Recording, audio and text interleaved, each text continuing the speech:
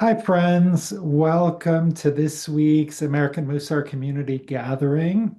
We are going to be exploring the soul trait of loving kindness. And before we get to that, we'll begin the way we always do. Excuse me while I fix my collar, with a short meditation. So I invite you to relax, wiggle back and forth, and get comfortable in your chair. Take in a deep breath through the nose and hold, and exhale through the mouth and hold.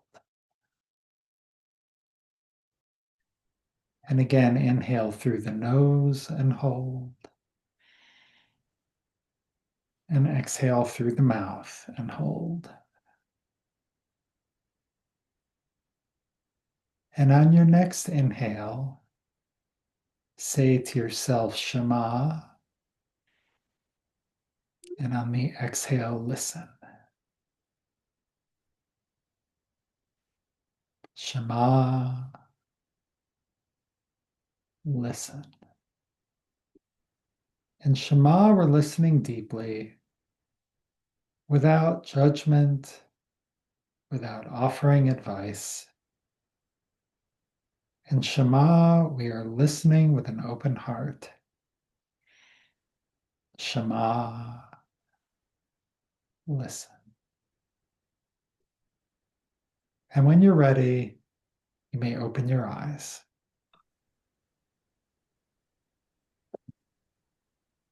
Hello, Martin. Hello, Carolyn. Welcome. Nice to see you both. Okay, so as we get ready to explore the soul trait of loving kindness, I have a lot of, let's see, I'm going to have to hold my share for a second because I have about 4 PowerPoints open and I'm going to probably pick the wrong one. So let me close all these others.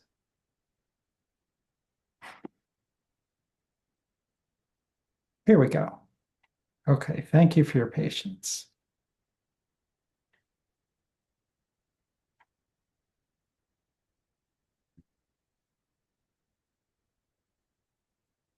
So we'll start with the definition.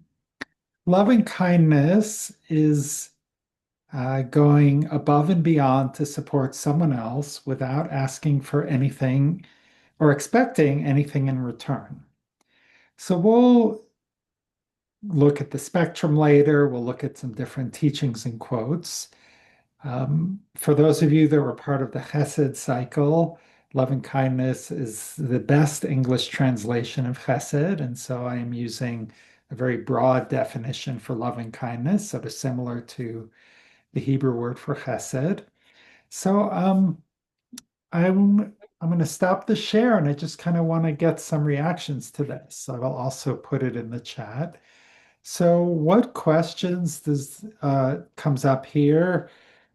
What does this bring up for you? How do you interpret what this means?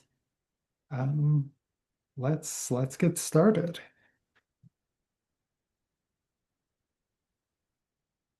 Yes, Wendy. Hi, everyone. Well, this is the first time I've kind of noticed it's the English one, loving kindness. And there's two words, loving and kindness. And I was thinking the other day about sometimes I just like do something for someone.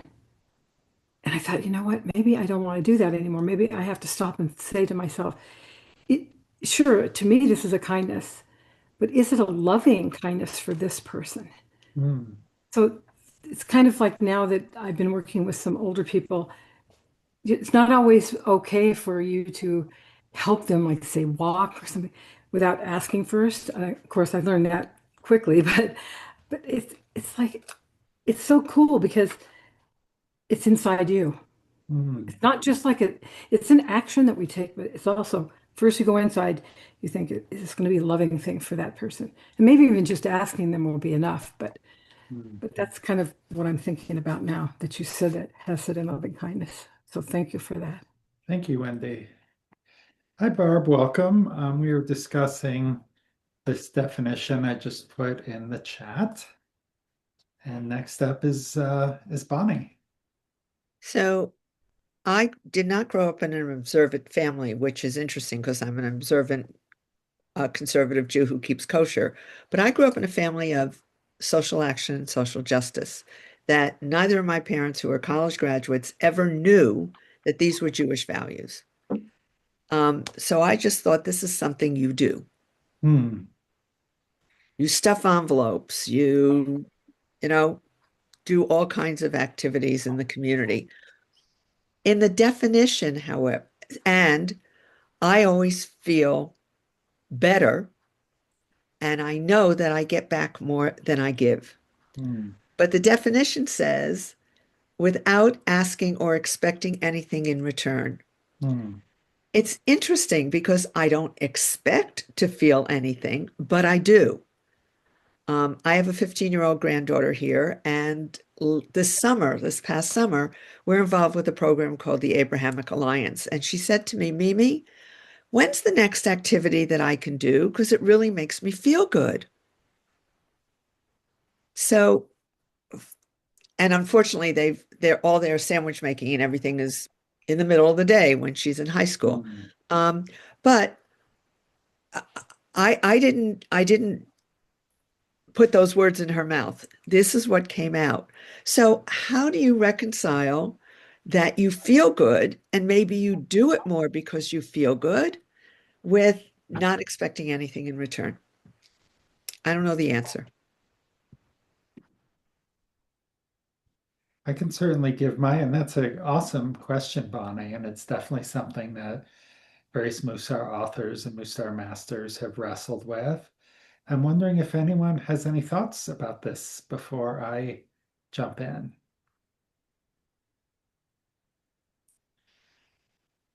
Is it okay to feel good?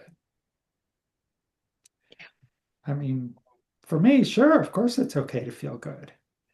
You know, what the debate is sometimes about is it okay to do an act of loving kindness only because it makes you feel good? And you know, I don't think I don't think it's helpful to ask that question personally. Like if you really want to be as pious as you possibly can and but I think part of the opportunity maybe is to go above and beyond things that are in your comfort zone that don't necessarily make you feel good, but are still helpful to others. But I think it's wonderful that your granddaughter, because like everyone's got to start somewhere, right? And that's a pretty good place to start. Um, Martin, Oh, did you raise your hand before? I see it's I down did, now. yeah. Yeah. Whether you feel good or not, who cares? What difference does it make if you feel good or not, if you're doing it out of kindness? Yeah, I mean it's the doing, Yeah. it's not like think well of people, you know. Uh, that's not what this is about. Michael. I might be assuming facts, not in evidence here, but I have always, when I read this definition, every single time I read it, I add to the end without asking or expecting anything in return from the person you're giving to or persons. So my feelings are irrelevant. It's that there's no obligation Mhm. there because that creates an imbalance in the relationship in which now somebody owes you something, and that's anything but kind and often not loving. Yes. Yeah, I like that. I like that framing. And sometimes we can do acts of loving kindness for animals or for people who are not, for creatures who are not people. And you know, Sometimes the cat purrs, sometimes the cat scratches you. Beth. Um, my feeling is if you don't have some satisfaction when you do some loving kindness, maybe you're burned out. I've known some people who've worked too long in a particular area, taking care of the kids or whatever, and they're not getting any satisfaction anymore. And the other thing, I hope I don't gross anybody out. I will try to be polite, but God said, be fruitful and multiply. And he made sex feel pretty good. Hmm. No, that doesn't gross me out, but Well, okay, it's not the most polite. I I'm hear going you. to shut up now. Um, yeah, and sometimes like not everything yeah, like if people are just raising their kids or doing things around the house, sometimes it may feel like an obligation. But then we start getting into a gray space. Well, because it is an act and doing the act is important, but there's also that piece about going above and beyond. And when we're burned out, it's awfully hard to go above and beyond, even when we're doing good stuff. Wendy. Well, I was just thinking, why do we feel good when we're doing an act of loving kindness? And I thought maybe it's kind of a natural thing for us to feel good for doing something for someone else. It's kind of in gratitude for the fact that someone else at some time or another did something for us. And it's just kind of like we're sharing from being shared with, if you know what I'm trying to say. Hmm. It's not a bad thing. It's kind of more like a natural thing, I think. Yeah, I think that's a good point. Thank you, Wendy. Karen, and then Joyce. So I think that just because you feel good from having done something and decide you want to do it again doesn't mean that that's not loving kindness. The question is, would you do that? At least I think the question for me is, would I do that even if I didn't get the response that really makes me feel good? Because I really think it was the right thing to do. I don't want to do, because when we do love and kindness, we also want to make sure that it's something that somebody else wants us to do for them. So, in that vein, if we're doing something that we think somebody else wants us to do for them, they're going to be happy, and that would make us feel good. But I don't think that negates the fact that you're not asking for anything in return. If something drops in your lap, that's just extra. But for me, it doesn't negate the act. Thank you, Karen. And I liked also the way you brought up is this something that the other person would consider, something they want. I was reminded of in the Wicked movie part one, or in the show where, and that was in the movie, where the head of the school starts um, pushing the wheelchair, pushing Nessa's wheelchair. She's like, no, no, stop. I can do this myself. And then she keeps going, and then Alphaba gets upset, and all the magic starts happening and things. But that's an important element, I think, because if we're trying to help others, we want to be tuned in to what they need. And of course, sometimes it might be a tough love situation where it's not what they want, but that's a whole other angle and wrinkle. Joyce, you're up next. Well, the minute we started talking about loving kindness, I couldn't help but think the people that are coming to help me, it's really hard to ask for help, but people just are standing in line ready to come and just sit with me. And I'm pretty helpless with one hand, one arm that doesn't work at all, and one arm that's not really 100%. And of course, it's my right hand this time. There are so many things I can't do, and people are just, the loving kindness is just unbelievable. And I can't think of any of them that would feel like that I owe them anything. It's just something you just do, and it's one of those pay it forward kinds of things. Mm. I'll do it for someone else, and I have done it for others, and and people want to do the loving kindness thing. And I'm not sure they do it to feel good or just because it needs to be done. I'm not sure. But I sure feel the loving kindness. It's been amazing. I'm so glad you have all these people lined up to help you. Yeah. And you're giving them a great gift by accepting their help. You're letting You know, them that's what they practice tell loving me. kindness. Yeah, it's really difficult. But that, you're stealing my blessing if I say no. So, Yeah. mhm.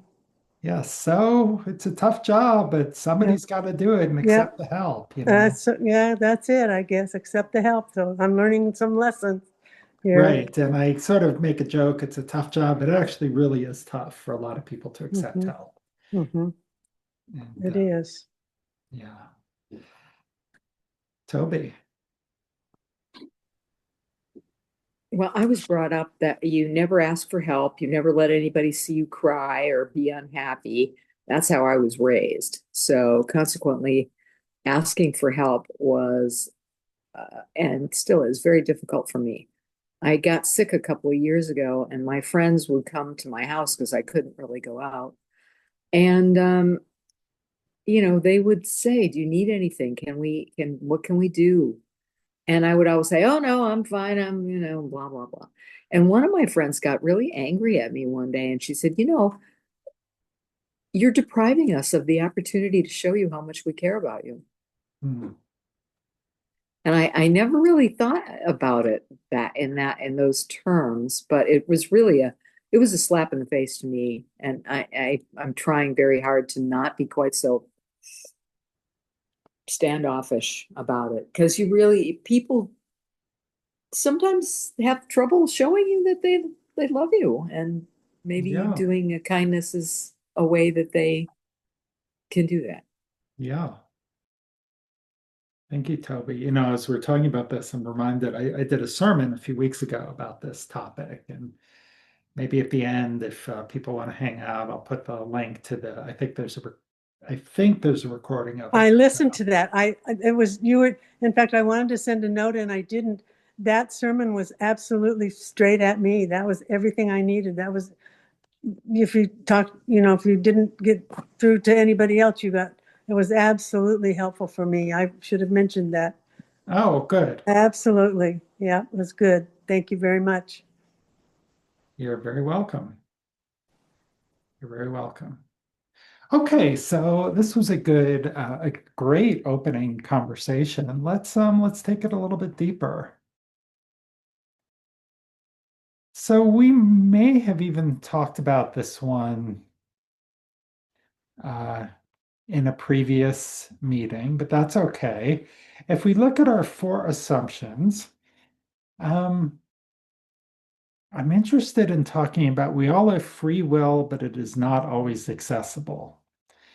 And when we talked about it this time, or when we talked about it last time, it was, well, we get angry and something comes out of our mouth before we even know it. And so it doesn't feel like we have free will in that case. So, what about in this case where we want to try to go above and beyond to help somebody else? Where do challenges of free will come into play? Or do they come into play?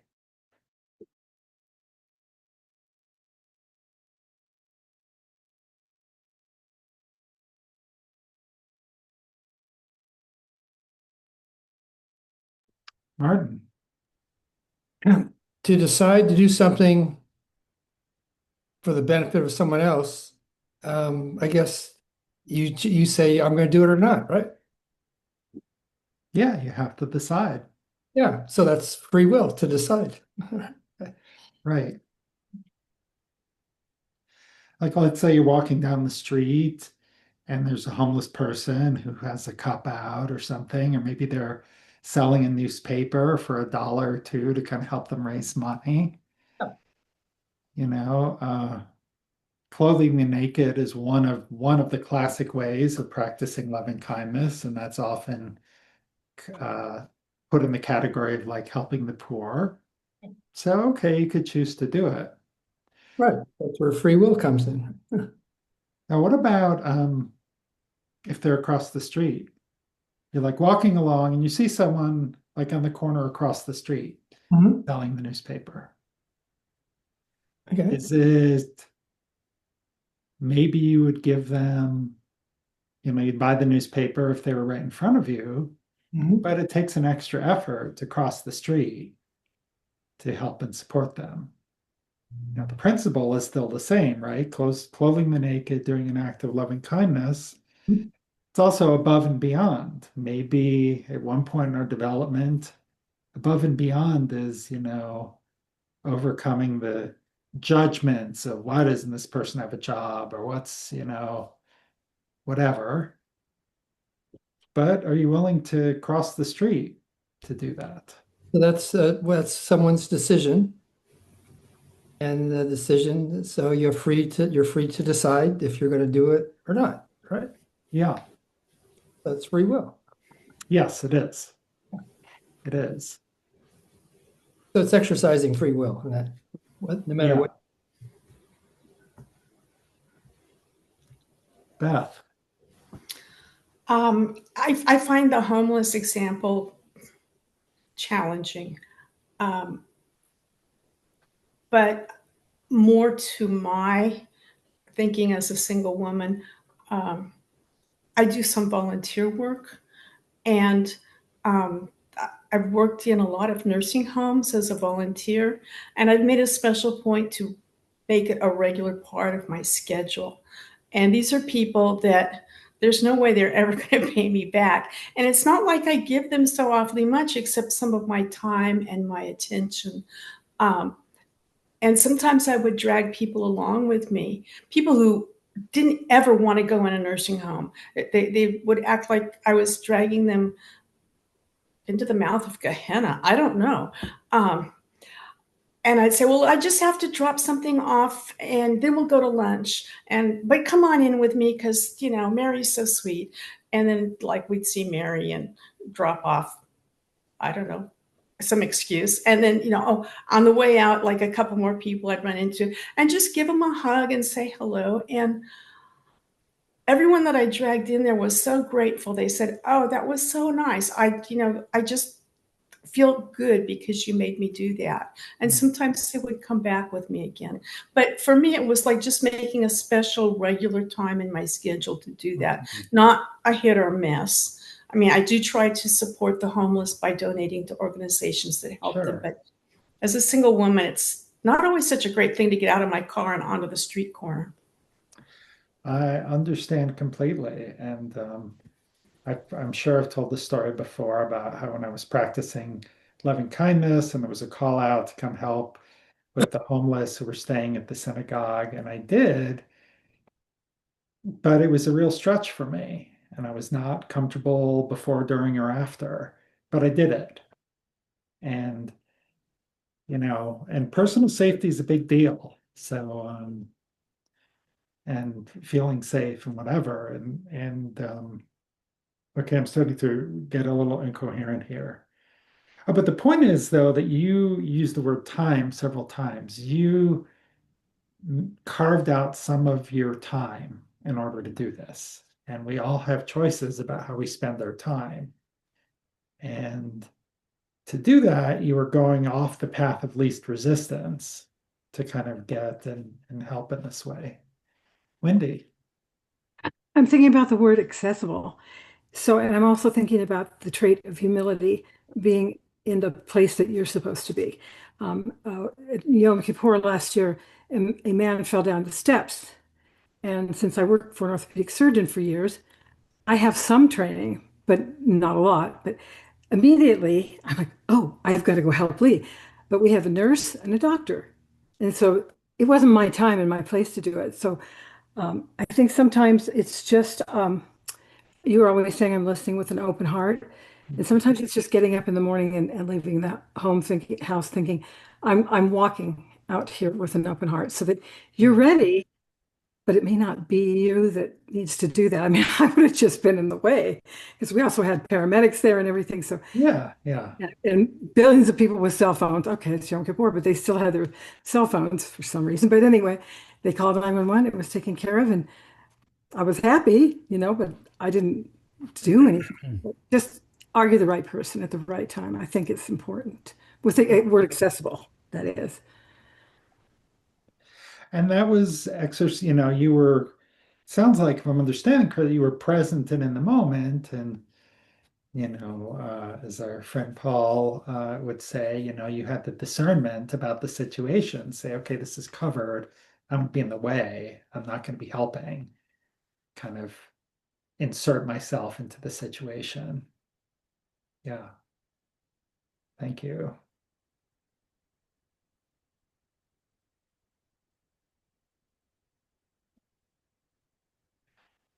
Okay. So if we go a little bit deeper into this, could someone unmute and read this fourth bullet, one who gives a coin?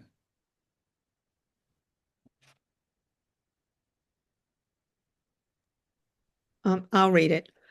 One who gives a coin to a poor person is blessed with 6 blessings, and one who comforts the poor person with words is blessed with 13 blessings. Thank you, Bonnie. Okay, so I'm going to stop the share here. Okay, so you get blessings for giving money to the poor, and you were given many more blessings for giving words of comfort. It's also noteworthy that this was written in, the time of the late Roman Empire, and like before 600 CE. So they were still poor that needed both money and comfort thousands of years ago, and our tradition was tuned into that. So, Bonnie. So I had to learn how to give something to someone who was homeless. And I learned it through a phenomenal program that doesn't exist any longer called Panim El Panim. It was Rabbi Sid Schwartz did that program, and it was taking teens to Washington, D.C. during the MLK weekends. I think people find it easier. This is my experience as a development person, as a philanthropy person, easier to put money out there than to talk to somebody. That's opening yourself up, and it's scary. And I just have to share this story because I was at a wedding 15 years after I taught that high school class. And one of the young men came up to me, 12 years, sorry. And he said, I don't ever interact with a homeless person, or in California, it's called an unhoused person, the same way I did before this class. I've learned what I can say and how I can say it kindly. And I thought, wow. He was 17 when we did this, and at the wedding he was 31, I think. So Wonderful. I think it's just I think it's just way people are. It's hard to say things to someone. And if that quote is meaning that that is a poor person, it can be even harder. And I think the pandemic has made it worse. Yeah. So just thoughts. Bonnie, if do you want to share the translation of Panim El Panim? Face to face. And one of the things we did was we were told to bring gloves and scarves and hats. That's what they need. And they live in the park in downtown DC. And it was very interesting when we would put things out and say, would you like this? And the person would say, no, I don't like that. But what else do you have? And the kids came back afterward and we talked about that. What happens when you make an offering and the person is turning it down?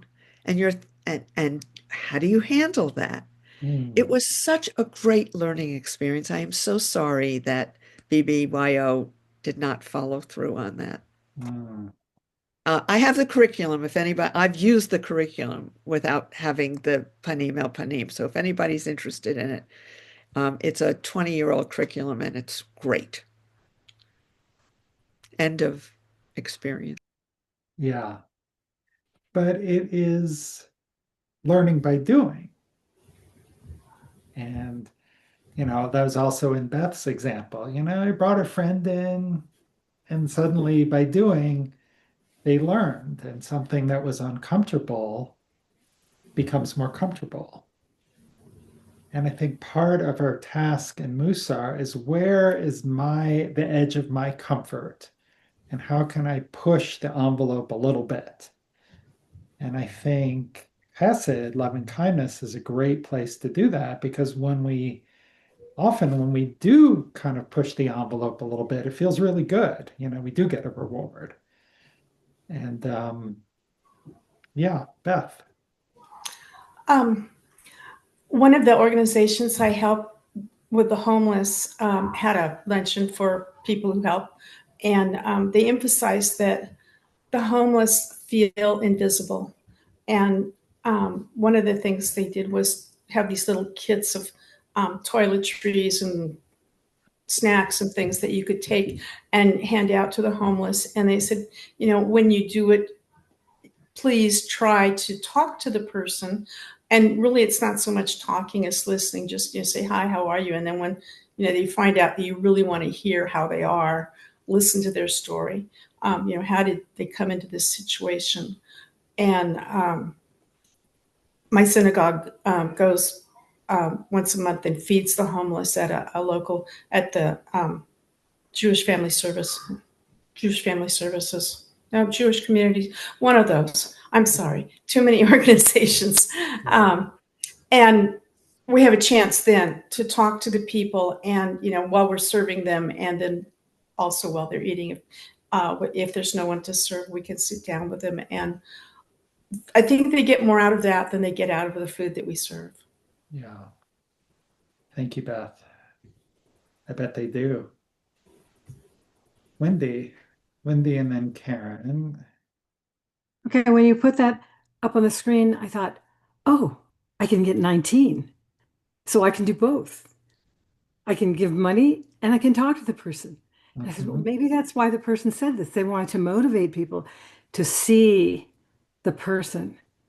And then that person just feels like a human being, feels alive when you're acknowledging them. And I thought that's really cool, because sometimes I have seen people, I've gone up to somebody, I'll tell you, but they just go talk to the person. I'm not sure what they're saying, but it kind of riles the person. I'm not sure if they're asking them, what are you doing? Whatever they're doing, that doesn't really do what this is talking about. It's kind of, you're serving the person in two different ways.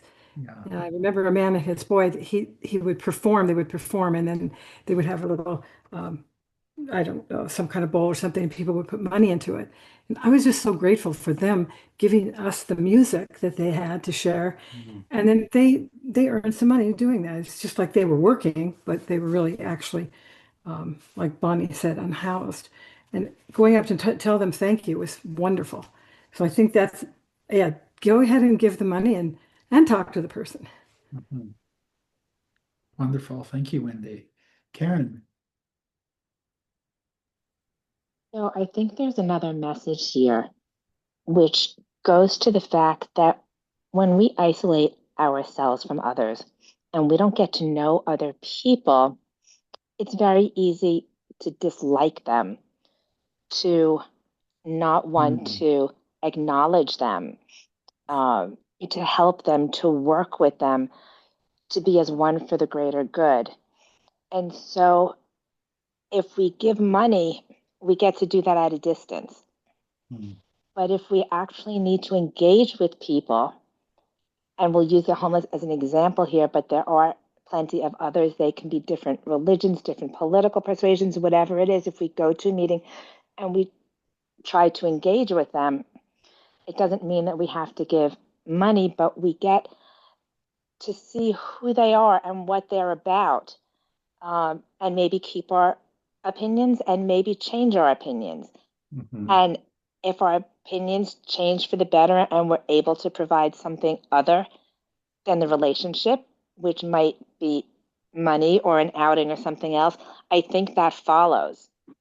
And I think maybe it's in my mind, a better way overall for society if we can engage with others so that we know who and what they're about and we're not afraid of them. And then we're more likely to want to participate and engage with them. Karen. But for those who are very uncomfortable, they can just drop a check also that, and maybe engagement would follow later on. Anyway, that's my thought on this. Thank you, Karen. I think that's a very powerful point, and it highlights, the importance of giving people respect, giving people honor, kavod, which is a soul trait we'll get to in a month or so. Hear from Martin, and then we're going to start heading for our breakout rooms. Yeah, picking up on Karen's comment about giving honor and respect to others. There's a black man in my community. He's on the street often. I've known him there for about 10 years. I call him my psychologist. It's he has a lot of wisdom. His situation is that people will walk a little quicker if they're getting near him. He's pretty unkempt, not an attractive looking person. Kind of, I can imagine how people could be a little afraid. Anyway, if I have some issue, I'll sit next to him and I'll bring up my problem. He has a lot of great wisdom. I treat him to lunch about once a month. He gets to choose the restaurant. He chooses anything from the menu. Restaurants really don't like him in there because but with me, they let him in. Anyway, it's the idea of mutual respect. And I love the guy. And, who would have known until you get the chance to see if that offer honor and respect. So. Thank you, Martin. Yeah, it's there's nothing like a human connection. Yeah. Giving ourselves those opportunities opens who knows what kind of doors for us. Exactly, because our biases can shut out those opportunities. Yeah. Yeah. Okay, so a reminder of our spectrum of loving kindness. When we do too much of something, it's just as bad as too little. So too little loving kindness can lead to behaviors like selfishness. And too much, though, can be excessive doting on others or lack of self-care. Maybe it's a lack of kind of respect for what the other person might want. So for our breakout rooms, what are some of the consequences of maybe out of balance loving kindness that you've seen or experienced in your own life, where either you or someone else may have had too much or too little loving kindness? So are there other words besides being selfish or excessive doting that might describe those situations? So I'm going to open the rooms now. Dave, I know you joined us late, but I'll put you in a room with a couple other people so we can all have a chance to kind of discuss in a smaller circumstance. Oh, Okay, welcome back, everyone. So I would love to kind of hear, how were your experiences? What were the discussions like? What were some ways that too much or too little loving kindness have shown up in your life or in the life of people near you?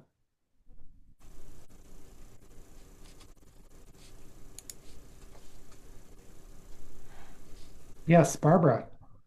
so in our group, I think we talked about too much more than we talked about too little, and the danger of giving too much ending up enabling the Mm, person that you're giving to become dependent on you.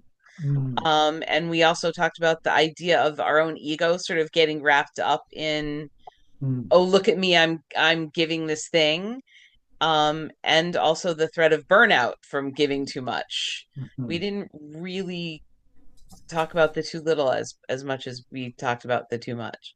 Yeah, no, that's totally legit. It's a huge topic, and just picking one small area, well, one half of the field to talk about is sounds like you had plenty more you could have covered. Hmm. Yeah, thank you. Peter, I saw your Yeah, hand. we talked a little bit about uh, I guess too little in the situation of the infirm and what might keep you from uh, giving some loving kindness to someone who is sick or bereaved, and Yeah. that the situation might cause you to turn off. I know this is something I think about. So that if you think it might be a good idea to go to somebody who's bereaved, you shouldn't think about it. You should just do it. Mhm. That's great advice. We overthink things, and then that opens the door to rationalizations and all kinds of, can always find an excuse not to do something, right? I mean, Right. so yeah, it's just doing it. It kind of ties with the trait of enthusiasm or alacrity that we talked about in the last year. It's just go, just do it. Love it. Thank you. Who else?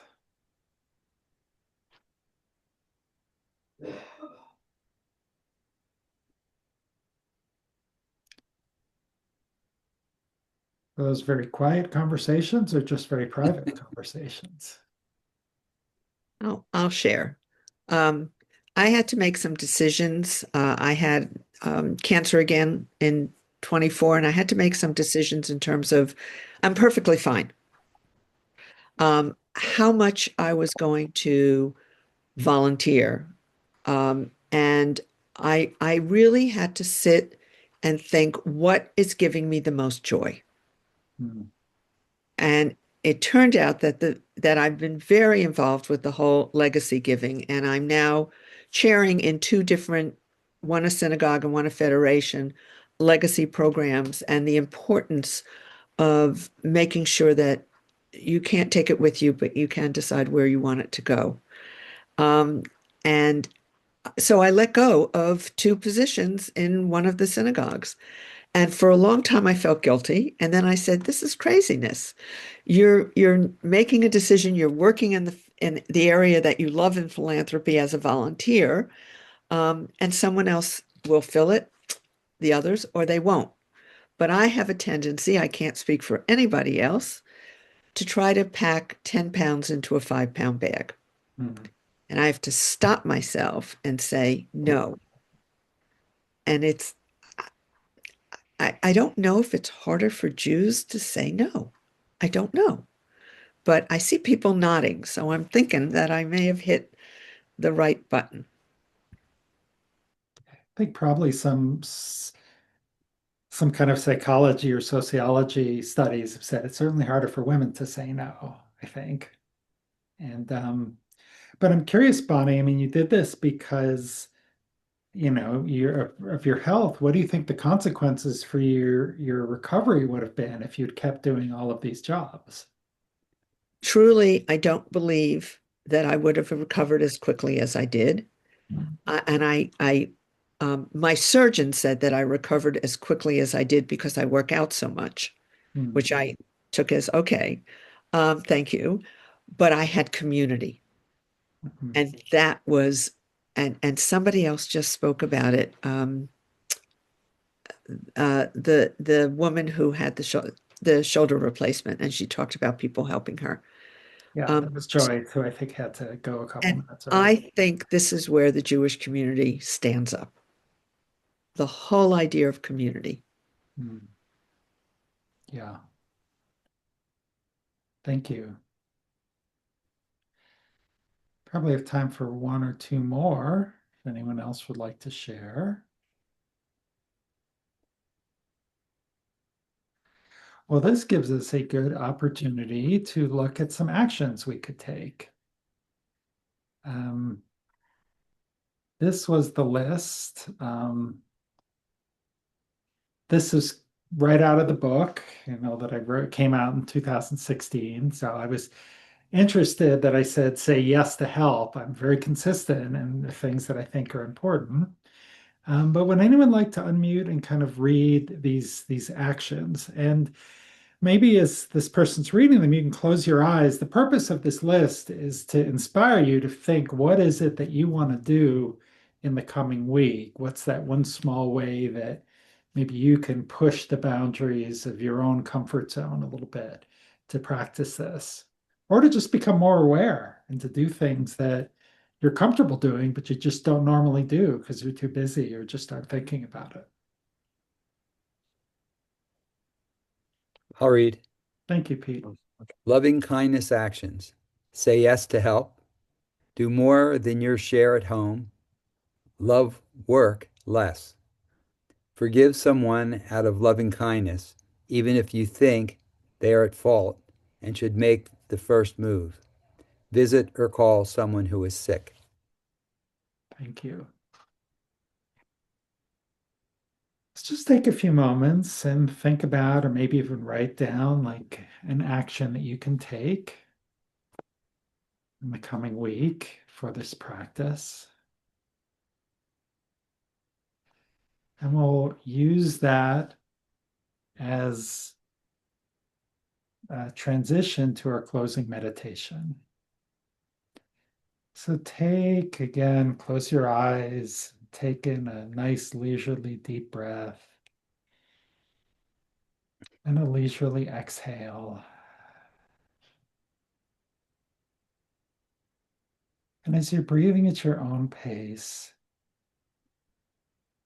bring to mind this action you'd like to take.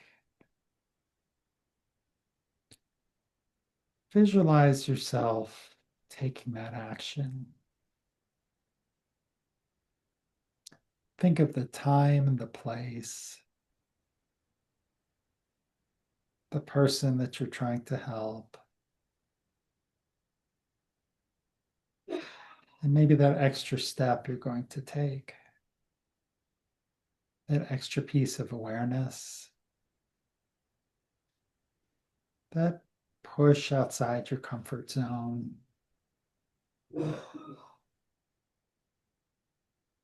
And then allow yourself to feel that little bit of joy, that little bit of satisfaction that comes from connecting with another person, from helping another person.